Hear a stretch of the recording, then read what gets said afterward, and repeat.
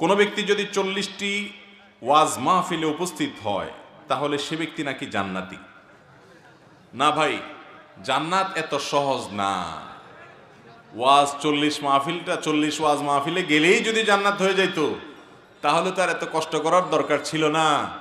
তাহলে তার ফজর নামাজে ওয়াজ মাহফিলে যাবেন কথা শোনার জন্য, কথা শুনে বাসা যে সুখ করবেন, কান সুখ করে যাবেন যে ওয়াজ শুনছি একটা, এটার জন্য না। ওয়াজ মাহফিলে আসবেন জীবনকে পরিবর্তন করবার জন্য।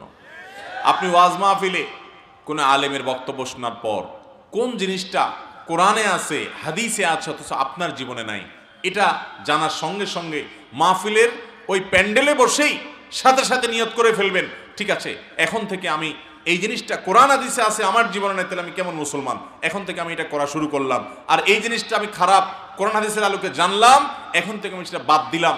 এই প্রতিজ্ঞা, এই ইচ্ছা, সংকল্প এখান থেকে করে যদি যেতে পারেন তাহলে সেই ওয়াজ মাহফিলে আসা সার্থক ইনশাআল্লাহ। আর যদি শুধু কানসুক করে চলে যান, ফজরের নামাজটাও মসজিদে জামাতের সাথে যা পড়তে না পারেন পুরুষ, তাহলে সেক্ষেত্রে এই ওয়াজ শোনার 2 পয়সার কোনো ভ্যালু নাই। অতএব আমল করবো তো ইনশাআল্লাহ। 40 ওয়াজ মাহফিলে যাইয়া জান্নাত কামানোর ধান্দা ছেড়ে দেন, মাথা থেকে ঝেড়ে ফেলে দেন। এটি বোগাস কথা, এটি ভুয়া কথা, এর কোনো ভিত্তি নাই। আপনাকে ওয়াজ মাহফিল 40টা না, একটা ওয়াজ মাহফিলে যায় যদি আপনার জীবনকে পরিবর্তন করে আল্লাহর অবাধ্যতা থেকে আল্লাহর বাধ্যতার পথে চলে আসতে পারেন, তো এক ওয়াজ মাহফিলই আপনার জান্নাতে যাওয়ার জন্য যথেষ্ট ইনশাআল্লাহ। আর 40 কেন, 400 ওয়াজ মাহফিলে গেছেন কিন্তু নিজের জীবনকে পরিবর্তন করেন নাই, ওই রকম 400 ওয়াজ মাহফিলে গেলেও জান্নাত তো দূরের কথা, জান্নাতের বারান্দায়ও যেতে পারবেন না। জান্নাত এত সস্তা জিনিস না। ইমানদারকে এই সমস্ত অলিক স্বপ্ন দেখাবেন না। ইমানদার বাস্তববাদী মানুষ, কথা শুনবে, আমল করবে, আত্মোন্নয়ন করবে, সেলফ ডেভেলপমেন্ট করবে, নিজেকে অগ্রসর করবে, অ্যাজ এ মুসলিম, গুড মুসলিম, ভালো মুসলিম হওয়ার চেষ্টা করবে, নতুন নতুন ভালো কাজ শুরু করবে, খারাপ অভ্যাসগুলো পরিত্যাগ করে করে আস্তে আস্তে সে জান্নাতের দিকে এগিয়ে যাবে। এটাই হলো ইমানদারের কাজ।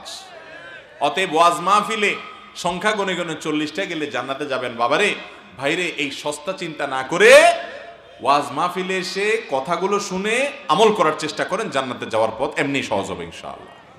আল্লাহ আমাদেরকে বোঝার তৌফিক দান করুন। ফরজ গোসলের সঠিক নিয়ম জানতে চাই। ফরজ গোসল, এটার সঠিক নিয়ম হলো যে আপনার শরীরের কোনো জায়গায় যদি নাপাক লেগে থাকে, রানে, শরীরের কোনো জায়গায়, অথবা আপনার কাপড়ে, যেটা পরনে কাপড় আছে সেখানে যদি নাপাক লাগে, ফরজ গোসল হয়েছে, তাহলে সেক্ষেত্রে 1 নম্বরের কাজ হলো গোসলখানায় গিয়ে, পুকুর ঘাটে গিয়ে যেখানে গোসল করেন, যেখানে নাপাক লাগছে ভালো করে পানি দিয়ে ঢোলে আগে নাপাকটা দূর করে ফেলবেন। লুঙ্গিতে লেগে আছে, কাপড় লেগে আছে, তাহলে লুঙ্গির যেই জায়গাটা লেগে আছে ওই জায়গাটা আগে ধুয়ে পরিষ্কার করবেন। এটা হলো প্রথম কাজ ফরজ গোসলের।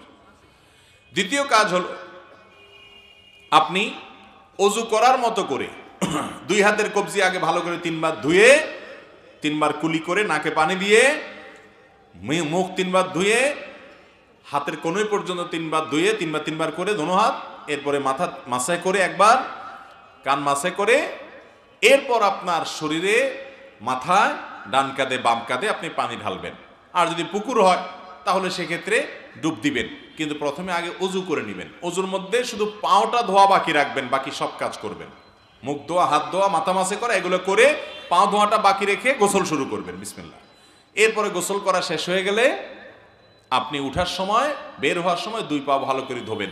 আর কুলি যখন করবেন, ওই যে অজুর শুরুতে অজু করবেন, কুলি করবেন, ফরজ গোসলের কুলিতে গড়গড়া করবেন।